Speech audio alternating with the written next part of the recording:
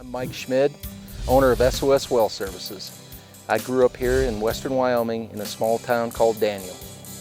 I've been in the oil and gas business here in southwest Wyoming for 33 years. 25 of those 33 years I've ran my own business, SOS Well Services.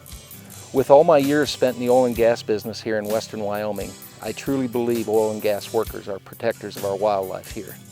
In fact, I'd like to tell you a little story about a world-class mule deer buck called Popeye. Popeye was an awesome deer. He wintered here every year throughout his life.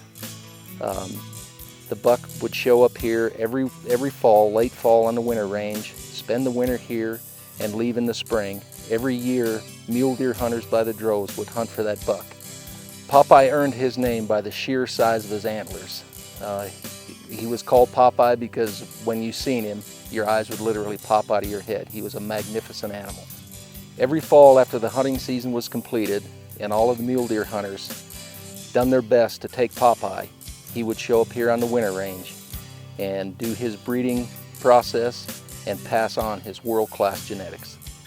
Popeye finally died, but Popeye died of natural causes, not by a bullet or an arrow from a hunter. He died of natural causes on the winter range, and I honestly believe that if Popeye would not have been in this oil and gas field, where pumpers and oil and gas workers watched and observed him on a daily basis, and he would have been in some long lost lonely canyon by himself, he would have fallen to the poacher's bullet. I've read many articles about our decline in our mule deer here in western Wyoming, and it seems to be based on a few years worth of observation. But I've had 30+ years of my own observation in the oil and gas fields here. And the only thing that's constant is the drilling.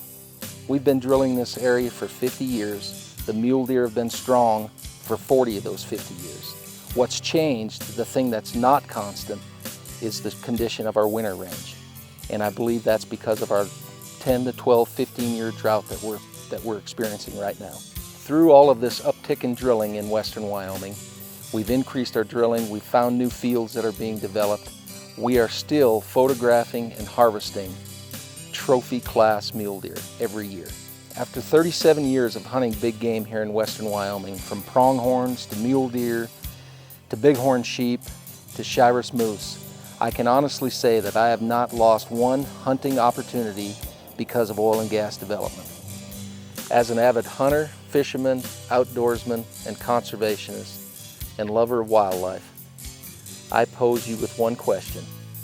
If in fact our mule deer are in the decline and in the shape that we are told they are, I would like to know, and I've never been able to answer this or find the answer, why can I still buy my mule deer tag over the counter?